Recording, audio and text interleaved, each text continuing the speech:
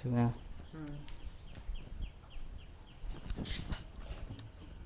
चलो हमने के कुछ बाकी बात तो ना के जाना जी, ठीक है नु। तो याद रखिए हम लिखले बनी ग्लूकोज का चीज, ग्लूकोज। कोई नाम सुन ले तो हम लोग घरे कहे कि तन ले ले ग्लूकोन डी ना दिखला, ओकरा का नाम का ग्लूकोन डी, लेकिन आदमी का कहला कि ग्लूकोज। भोजपुरी भाषा में का कहला कि ग्लूकोज ले दे पानी में डाल के पिए खातिर। ये ऐसन चीज है, ऐसन यौगिक है कि जेकरा के अगर तू डाल के पियो तरह पानी में तो शरीर में तुरंत एनर्जी पैदा करला, शरीर में जल के मात्रा बरकरार रखेला। का चीज ग्लूकोन डी, जेकरा के ग्लूकोज कहला। तो ग्लूकोज जौन बात होना के रासायनिक सूत्र होखेला C6H12O6। कहे के मतलब बा कि कार्बन के 6 गो परमाणु, हाइड्रोजन के 12 गो परमाणु और ऑक्सीजन के 6 गो मिल के का निर्माण करता है, एक ग्लूकोज यौगिक का निर्माण करता है। याद रखिए कि कार्बन 6 गो, हाइड्रोजन 12 गो, ऑक्सीजन 6 गो मिल के किस चीज़ का निर्माण करता है, ग्लूकोज का। अगला बा एसिटिक अम्ल। अभी बताइए तरह के नो पीछा वीडियो में अम्ल के बारे में। अम्ल जो होता है उसका पीएच मान क्या होता है, 7 से कम होता है और स्वाद में खाटा होता है। का चीज खाटा होता है। तो एसिटिक जो अम्ल कहाँ पाल जाला, सिरिका में। सिरिका में कोई पूछी कि कौन सा अम्ल पाता है, एसिटिक अम्ल। अब सिरिका तू निखा जन के सिरिका का है दे का, हाँ। तो सिरिका कोई भी तरह का, जैसे कि जामुन के सिरिका होखेला बुझल ना, ओकरो सिरिका होखेला। तो सिरिका जौन बा तो सिरिका के एसिड जौन बा तो का पाल जाला, सिरिका में कौन सा अम्ल पाता है, एसिटिक अम्ल। सांप के देखो तड़नो, सांप के जहर वो भी एक प्रकार के अम्ले है, ओकरा में एगो अम्ले पाल जाला। बिच्छी के जौन डंक बा ओकरो में अम्ले पाल जाला, जौन कि जाई शरीर में तुरंते तरह के दर्द का बार दे। मधुमक्खी जौन बिया, बिरहनी जौन बिया, जेकर के पियर फराक वाली कहल जाला, वही ना मार दे से तो लगवा ही चिल्लाए। एक अनियो के थी में डंक में एगो अम्ले पाल जाला, बहुत खतरनाक चीज़ है। हमनी खाती अम्ल जौन बा तन बढ़िया चीज़ ना है, हमनी खाती अम्ल जौन बा तन का चीज़ बढ़िया चीज़ ना है। अब सुन बताओ तनी ए से काहे ना हम, तो हमनी के मानव शरीर में एकमात्र पाए जाने वाला अम्ल, हमनी के शरीर में पाए जाने वाला एकमात्र अम्ल, जिस अम्ल का नाम क्या है बतैले बने, HCl, हाइड्रोक्लोरिक अम्ल। HCl का मतलब हाइड्रोक्लोरिक अम्ल। ये एगो अम्ल है जौन कि मानव शरीर में एकमात्र पाए जाने वाला अम्ल है, जिस अम्ल का नाम क्या है, HCl, हाइड्रोक्लोरिक अम्ल। ये हमनी के शरीर के पेट में यानी कि आमाशय में पाओ जाला। अब बतावा जब तू ना खइबो नहीं, वैसन चीज़ है कि जब तू ना खइबो तो तार पेट जरे लगेला। तो काहे जरेला, एकरे चलते जरेला। ई बचो कोनो भी चीज़ अपन काम करबे करी, तू खा चाहे मत खा, लेकिन शरीर अपन क्रिया करी नु। तो कहे का मतलब है कि जौन बात जौन चीज़ बात तो उत्सर्जित होकबे करी, निकलबे करी। तो खाना के साथे जाई तो ओकरा के अम्लीय बनाई, और जब तू ना खइब तो ऐसे ही बहत रही तो पेट तार लागी जोरे दर्द करे, अरे पेट जरा तारे दुखा तारे खाना दस आ खइब तो तुरंते का हो जाए, शांति हो जाए। ये लागेला फैले नहीं ना। इहे जौन अम्ल बा तौन पेप्सिन और रेनिन के का करला, पेट में जौन एथी एंजाइम बा ओकरा के कहला कि उठ अपन काम कर, ऐसन चीज़ है। तो हमनी के शरीर खातिर अम्ल बढ़िया चीज़ ना है।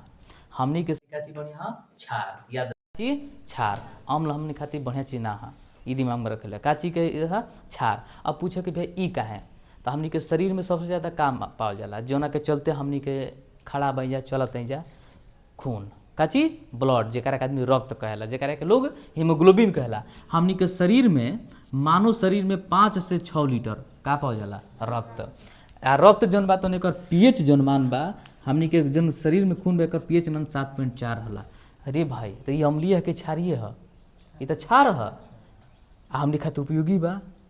तो ये बतावा कि अम्ल यूज बा हमनी खातिर ज़्यादा कि क्षार, क्षार। इसलिए हमनी के शरीर खातिर जौन बा तो क्षार बढ़िया चीज़ है, अम्ल बढ़िया चीज़ ना है। अब दारू उरू जो पिए ला कुल सब अम्लीय है ना, ये कुल हमनी खातिर नुकसान पहुँचावेला। ऐसे हमनी खातिर क्षार सबसे बेहतरीन चीज़ बा। अब मान लो कि हमनी के शरीर में सबसे ज़्यादा रक्त बा, 5 से 6 लीटर रक्त, आ रक्त से हमनी के खून, अगर शरीर में खून ना रही तो तू जियब चलब तुरंते गिर जीब मर जीब। तो हमनी के शरीर में जौन खून पाल जाला रक्त, ओकर पीएच मान कितना होगा 7.4। ये भाई तो क्षार है, ऐसे हमनी के कह सकते हैं आधार पर तो क्षार हमनी खातिर जरूरी चीज़ बा, कोनो दिक्कत। अब हमनी के ध्यान दिहल जाई, देखा कहाँ से कहाँ आगे नहीं जा। तो सिरिका में पावल जाला कौन सा अम्ल, एसिटिक अम्ल। एसिटिक अम्ल के रासायनिक सूत्र का कहला CH3COOH, CH3COOH। अब हमनी के जाना जी यूरिया। यूरिया तो सभी को जानत है, खेत में प्रयोग कर जाला। यूरिया खाद है, कहाँ खाद है, यूरिया कहाँ खाद है। यूरिया के जे बोड़ी देखले होके, तो यूरिया के जैसे बोड़ी बन हुई, तो यूरिया के बोरिया पर देखलक बा एन लिख कैसे लिखा रहेला 46, यानी कहे का मतलब बा कि नाइट्रोजन क परसेंट, तो यूरिया में नाइट्रोजन क परसेंट 46%। तो अब तू कह कि ए भैया ई कैसे, माने हम कैसे कहम कि यूरिया में नाइट्रोजन 46% पाओ जाला, हमरा के ज्ञात कर बतेब तब न जानम। ऐसे हम कह अच्छा मान लो कि बोर्डी पर लिख देब तो तू जान गेल, ओकरा के सिद्ध करब तब न जानब। a + b का होल स्क्वायर a² + 2ab + b² कैसे आइल है, तो सिद्ध करब तब न तारा पता चली। तो यूरिया में हम कह देनी कि नाइट्रोजन 46% होखेला, हमहूँ जानतनी तूहूँ जानत रह, लेकिन कैसे होला एकरा बारे में पता नहीं है। यूरिया जौन बा तो यूरिया जौन खाद बा का चीज़ से मिल के बनल बा, देख ला CH4N2, कार्बन एगो, हाइड्रोजन 4 गो, नाइट्रोजन 2 गो, ऑक्सीजन एगो। ई जौन परमाणु बा तो मिल के तत्व जौन मिल के एक यौगिक के निर्माण करल, जेकरा आदमी का कहला यूरिया। यूरिया का रासायनिक सूत्र का होला CH4N2, यानी कि कार्बन एगो, हाइड्रोजन 4 गो, नाइट्रोजन 2 गो, ऑक्सीजन एगो। यूरिया में लोग कहेला कि नाइट्रोजन 46% पाओ जाला, आ यूरिया के बोर्डो पर लिखा रहेला N46, एक मतलब कहता ना 46%। तो हम तारा का ज्ञात करे बताइम कि कैसे 46% होखेला। आ का चीज पर एक बात याद रखे कि कोनो भी यौगिक में अगर कोनो तत्व के प्रतिशत ज्ञात करे के बाद तो परमाणु द्रव्यमान पर, का चीज पर, परमाणु द्रव्यमान पर आधारित होखेला, का चीज पर, परमाणु द्रव्यमान पर। अब देखा, अब हम तारा के बताओ तनी, सबसे पहले मान लेते हम 1 नंबर क्वेश्चन हो गई, तन ध्यान दीह, टाइम लागी कि यूरिया में यूरिया एक मतलब यूरिया के सूत्र CH4N2O में N का प्रतिशत, यानी कि N का प्रतिशत ज्ञात करे। चलो हमने के अब जानल जी, बिल्कुल आसान भाषा में जौन चीज़ बा, जौन तरीका बा, वो तरीका से अब जाने की कोशिश करिए। याद रखिए, कोई पूछी कि यूरिया में नाइट्रोजन 46% होखेला, कोई कहलस तो आखिर पूछल कह दिलस कैसे होखेला, हमरा के बतावा, तो देखिए कैसे बतेबा। तो हम क्वेश्चन लिखल बनी कि यूरिया CH4N2 में नाइट्रोजन, N मतलब नाइट्रोजन का प्रतिशत ज्ञात करे। तो सबसे पहले हम सूत्र लिखम, का चीज के देखा CH4N2O, कौन दिक्कत। अच्छा ई बताव सबसे पहले, तो ई बताव कि कार्बन, का चीज, कार्बन के परमाणु संख्या 6 आ परमाणु द्रव्यमान 12।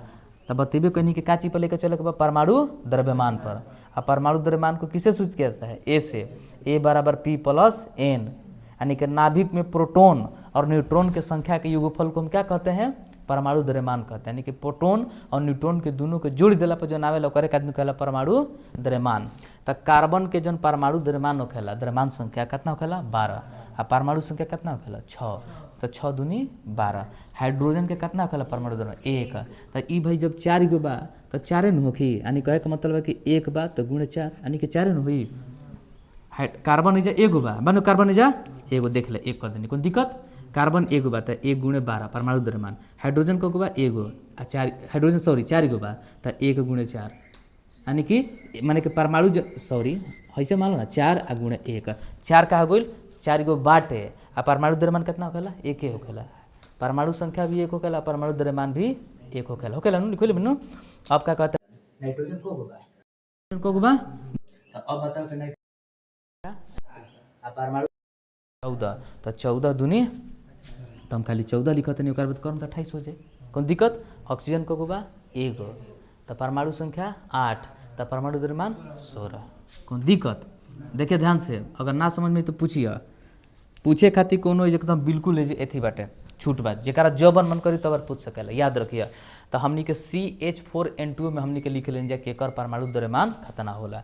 कार्बन के लिखनी जा 12 गो होखेला, 1 गो बा तो 1 लिखनी जा। हाइड्रोजन 4 गो बा तो 4 गो लिखनी, एकर परमाणु द्रव्यमान 1 होखेला तो 1 लिखनी। नाइट्रोजन 2 गो बा, परमाणु द्रव्यमान एकर 14 होखेला तो 14 लिखनी। ऑक्सीजन 1 गो बा, आ ओकर बाद ऑक्सीजन को बा 1 गो बा, परमाणु द्रव्यमान को होखेला 16 गो, कौन दिक्कत, यानी डाउट, कौन दिक्कत। अब देखा बताओ तनी, कुछ करे का नहीं है। सबसे पहले अब हमने के बताओ तनी कि जैसे मान लो कि 100 नंबर के टेस्ट भइल, कौन नंबर के 100 नंबर के टेस्ट भइल, आ 100 में आइल हमार कितना 45।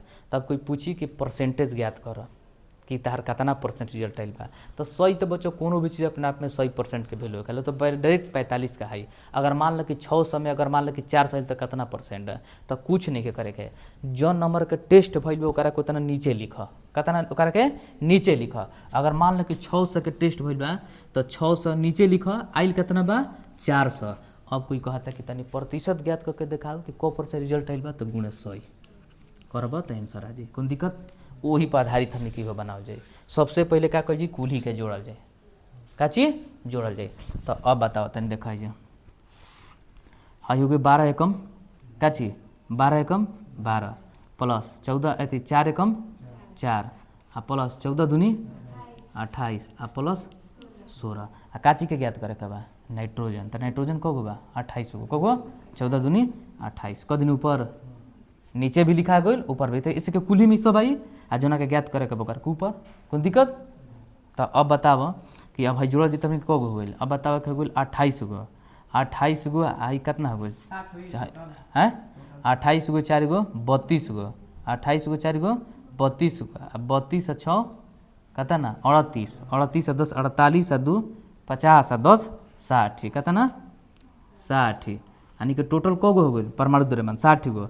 आ ओकरा बाद 28 का चीज़ के गई नाइट्रोजन के, अब गुणे 100। कौन दिक्कत, 1 शून्य से 1 शून्य, कौन दिक्कत 1 शून्य से 1 शून्य कट गई। ओकरा बाद एक कह देनी 3 दूनी 6, 3 दूनी 6 आ 5 दूनी 10, कौन दिक्कत नहीं है। 3 दूनी 6 5 दूनी 10 वो हो गई, इहो कटा सकेला। अब हमनी के अब जौन बात एक बोड़ी के हम मिटकार देतनी बना देतनी बोड़ी कि सही कितना होखे हमनी के 40%। चला हीरो।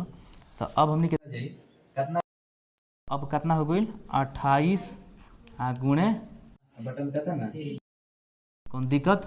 तो है 8 5 40 के 0, 8 5 40 के हासिल 4 आ 5 दूनी 10 4 14 140 आ बटन कहता ना 3, कौन दिक्कत। अब हमने क्या करके भागा दीजिए कितना में, तो 140 में क से 3 से, तो 3 चौके 12। अब भाई 4 में से 2 गई 2 और ऊपर से उतरल 0।